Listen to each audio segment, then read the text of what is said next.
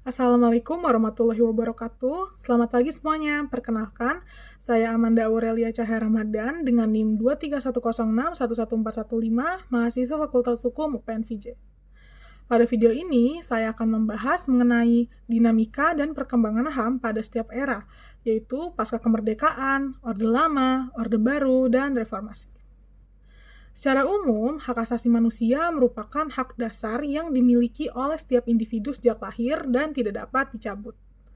Dalam perkembangannya, konsep HAM tidak bersifat statis, melainkan terus mengalami perkembangan dan juga perubahan, serta penyesuaian seiring dengan kondisi sosial, politik, dan juga sejarah daripada suatu negara. Sebelum kita membahas lebih jauh lagi mengenai sejarah perkembangannya, kita perlu tahu dulu nih, dan kita juga perlu memahami terlebih dahulu, apa sih yang dimaksud dengan HAM? Nah, di Indonesia sendiri, berdasarkan Undang-Undang Nomor 39 Tahun 1999, hak asasi manusia adalah seperangkat hak yang melekat pada hakikat keberadaan manusia sebagai makhluk Tuhan yang Maha Esa. Artinya, HAM itu bukan merupakan pemberian negara, melainkan hak yang sudah dimiliki oleh setiap manusia sejak lahir. Lalu, mengapa sih kita perlu membahas dinamika HAM? Hal ini karena di Indonesia perkembangan HAM ini tidak berjalan secara tetap, melainkan mengalami perubahan yang cukup signifikan dalam setiap eranya, tergantung pada siapa yang memimpin dan bagaimana kondisi politik pada saat itu terjadi. Oleh karena itu, pada video ini saya akan membahas lebih lanjut mengenai dinamika dan juga perkembangan HAM di Indonesia, mulai dari pasca kemerdekaan, Orde Lama, Orde Baru, hingga era reformasi. Untuk memahaminya lebih lanjut, mari kita mulai dari titik awal, yaitu pasca kemerdekaan. Pada masa pasca kemerdekaan, perkembangan hak asasi manusia di Indonesia masih berada pada tahap yang sangat awal. Pada periode ini, konsep HAM lebih menekankan pada hak untuk menentukan nasib sendiri atau self-determination, yaitu hak bangsa Indonesia untuk merdeka dan bebas dari penjajahan. Pengakuan terhadap HAM sebenarnya sudah mulai terlihat dalam pembukaan Undang-Undang Dasar 1945, khususnya pada alinea pertama yang menyatakan bahwa kemerdekaan adalah hak segala bangsa. Hal ini menunjukkan bahwa sebenarnya sejak awal berdirinya Indonesia telah mengakui betapa pentingnya hak asasi manusia meskipun pada saat itu belum diatur secara rinci dalam konstitusi. Nah, selain itu, dalam proses perumusan dasar negara, terdapat perdebatan antara Muhammad Hatta dan Supomo terkait pengaturan HAM. Pada saat itu, Muhammad Hatta berpendapat bahwa hak-hak warga negara perlu dicantumkan secara jelas dalam konstitusi agar negara tidak berubah menjadi negara kekuasaan atau mashtad.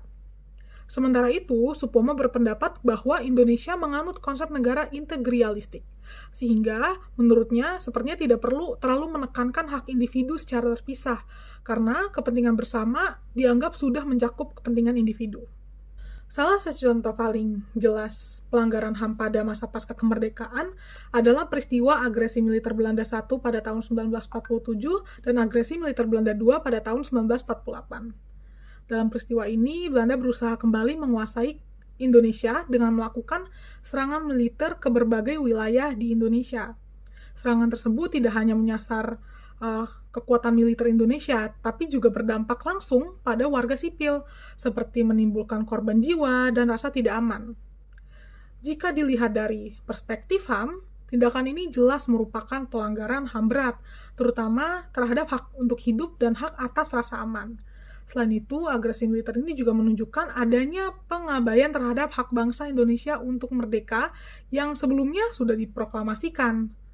Menurut saya, kondisi ini menunjukkan bahwa pada masa pasca kemerdekaan, pemenuhan HAM memang belum menjadi prioritas utama negara. Fokus pemerintah pada saat itu masih pada mempertahankan kedaulatan dari ancaman luar, sehingga perlindungan terhadap hak individu belum berjalan secara maksimal. Dan saya rasa hal ini bisa dipahami karena situasi yang mendesak, tetapi tetap memperlihatkan bahwa pemenuhan HAM pada masa tersebut masih terbatas. Memasuki masa Orde Lama, perkembangan hak asasi manusia di Indonesia mulai menunjukkan dinamika yang cukup signifikan. Pada awal periode ini, Indonesia sempat mengalami fase demokrasi liberal, di mana kebebasan berpendapat, berserikat, dan juga berpolitik relatif lebih terbuka dibandingkan sebelumnya. Hal ini bisa terlihat dari banyaknya partai politik yang bermunculan, serta kebebasan pers yang cukup aktif dalam mengkritik pemerintah. Pada masa ini, HAM mulai mendapatkan ruang yang lebih luas dalam praktik kehidupan bernegara. Namun, kondisi tersebut tidak berlangsung lama.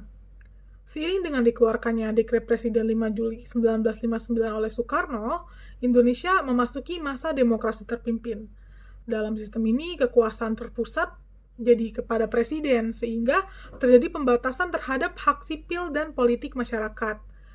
Di sini juga kebebasan pers mulai kembali dibatasi, peran partai politik dikendalikan, dan kritik terhadap pemerintahan tidak lagi sebebas sebelumnya. Hal ini menunjukkan adanya kemunduran dalam pemenuhan HAM, khususnya yang berkaitan dengan kebebasan individu. Nah, terus puncak dari dinamika HAM pada masa ini dapat dilihat pada peristiwa gerakan G30 SPKI 1965 yang diikuti dengan tindakan kekerasan dan juga pelanggaran HAM dalam skala besar terhadap pihak-pihak yang dituduh terlibat. Dan menurut saya, pada masa Orde Lama ini memperlihatkan dengan jelas bahwa arah pemenuhan HAM ini sangat bergantung pada bagaimana kekuasaan dijalankan. Di awal, ketika ruang demokrasi masih terbuka, HAM ikut berkembang. Tetapi ketika kekuasaan mulai terpusat melalui demokrasi terpimpin, HAM justru mengalami kemunduran yang cukup signifikan. Artinya, masalah utamanya bukan hanya pada situasi, tetapi pada pilihan politik dan juga penguasa. Ketika kontrol terhadap kekuasaan melemah, HAM menjadi hal pertama yang terdampak. Dari sini terlihat bahwa tanpa pembatasan kekuasaan yang jelas, pemenuhan HAM akan selalu berada dalam posisi yang rentan. Memasuki masa Orde Baru, dinamika hak asasi manusia di Indonesia mengalami perubahan yang cukup kontras dibandingkan masa sebelumnya. Pada masa akhir Orde Lama, terjadi ketidakstabilan politik yang tinggi, maka pada masa Orde Baru, pemerintah justru menempatkan stabilitas sebagai tujuan utama. Pada masa pemerintahannya, Soeharto berupaya membangun citra sebagai pemimpin yang mampu mengembalikan ketertiban dan juga menjaga keamanan negara. Fokus utamanya saat itu diarahkan pada pembangunan ekonomi dan juga stabilitas nasional. Namun, dalam praktiknya, upaya menjaga stabilitas ini seringkali diikuti dengan pembatasan terhadap hak asasi manusia, khususnya hak sipil dan politik. Kebebasan berpendapat dan juga kebebasan pers dibatasi secara ketat. Pemerintah melakukan kontrol terhadap media massa, dan kritik terhadap pemerintah seringkali dipandang sebagai ancaman terhadap negara.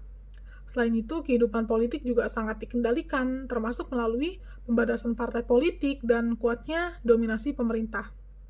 Beberapa peristiwa yang menandakan ada pelanggaran HAM pada masa ini, yaitu ada tragedi Tanjung Priok 1984 dan juga tragedi Trisakti 1998. Dalam tragedi Tanjung Priok, aparat melakukan tindakan represif terhadap massa yang melakukan protes, yang berujung pada jatuhnya korban jiwa. Sementara itu, dalam tragedi Trisakti, terjadi penembakan terhadap mahasiswa yang sedang melakukan demonstrasi, dan itu menjadi salah satu simbol kuat bahwa pembatasan kebebasan berpendapat pada akhir masa Orde Baru. Meskipun demikian, pada masa Orde Baru, mulai muncul kesadaran terhadap pentingnya perlindungan HAM. Hal ini ditandai dengan dibentuknya Komisi Nasional Hak Asasi Manusia pada tahun 1993 sebagai upaya pengawasan terhadap perlindungan hak masyarakat. Menurut saya, pada masa Orde Baru, HAM bukan sekedar dibatasi, tetapi memang sengaja ditekan demi menjaga kekuatan tetap stabil. Stabilitas yang dibangun terlihat kuat di permukaan, tetapi sebenarnya dibayar dengan ruang kebebasan masyarakat yang semakin sempit. Dan menurut saya juga, kondisi ini menunjukkan bahwa stabilitas yang tidak disertai dengan kebebasan itu cenderung semu. Negara mungkin terlihat tertib, tetapi masyarakat tidak benar-benar memiliki ruang untuk menyampaikan pendapat atau mengkritik. Akibatnya, ketika tekanan itu tidak lagi bisa ditahan, justru muncullah ledakan di akhir masa Orde Baru itu. Memasuki era reformasi, perkembangan hak asasi manusia di Indonesia mengalami perubahan yang cukup signifikan ke arah yang lebih baik. Era ini dimulai setelah berakhirnya pemerintahan Soeharto pada tahun 98 yang menjadi titik balik dalam sistem politik dan ketatanegaraan di Indonesia. Pada masa ini, terjadi berbagai reformasi di bidang hukum dan juga konstitusi, khususnya yang berkaitan dengan perlindungan HAM. Salah satu perubahan pentingnya adalah dilakukannya amandemen terhadap Undang-Undang Dasar 1945 yang kemudian memuat pengaturan HAM secara lebih lengkap dalam pasal 28A sampai dengan 28J. Dan selain itu pemerintah juga mengeluarkan berbagai peraturan yang secara khusus mengatur tentang HAM seperti Undang-Undang Nomor 39 Tahun 99 tentang Hak Asasi Manusia serta pembentukan Pengadilan HAM melalui Undang-Undang Nomor 26 Tahun 2000. Dalam praktiknya, masyarakat juga mulai memiliki kebebasan yang lebih luas untuk menyampaikan pendapat, baik melalui media massa maupun media sosial. Kebebasan pers juga menjadi jauh lebih terbuka dibandingkan dengan masa sebelumnya. Namun demikian, meskipun secara regulasi dan kelembagaan sudah mengalami banyak kemajuan, dalam kenyataannya masih terdapat berbagai tantangan dalam penegakan HAM ini.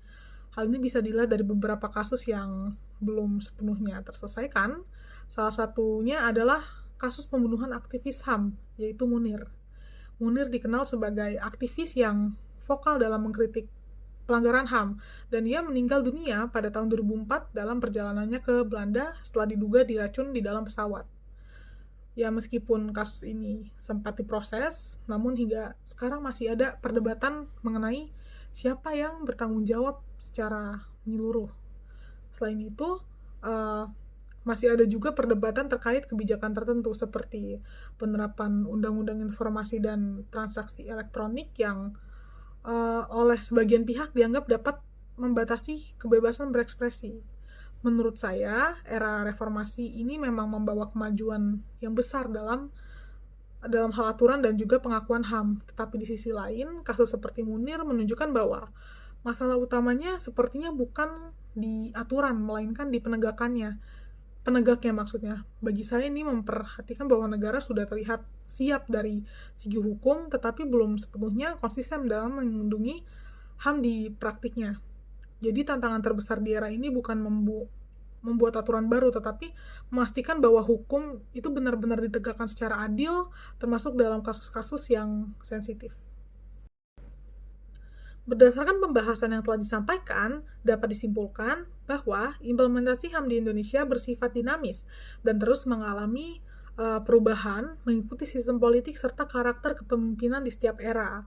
Indonesia juga telah mengalami pergeseran penting dari yang awalnya lebih menekankan pada hak kolektif bangsa menuju perlindungan hak asasi individu yang lebih komprehensif. Salah satu pencapaian penting dalam perkembangan tersebut adalah hadirnya pengaturan HAM dalam pasal 28A sampai dengan 28J Undang-Undang 1945 pasca amandemen yang menjadi dasar konstitusional dalam menjamin hak dan juga martabat manusia di Indonesia. Kedepan, pemerintah perlu menunjukkan komitmen yang nyata dalam menuntaskan kasus pelanggaran HAM berat agar tidak terus terjadi budaya impunitas. Selain itu, diperlukan juga peninjauan terhadap peraturan perundang-undangan yang berpotensi membatasi hak sipil, khususnya kebebasan berekspresi.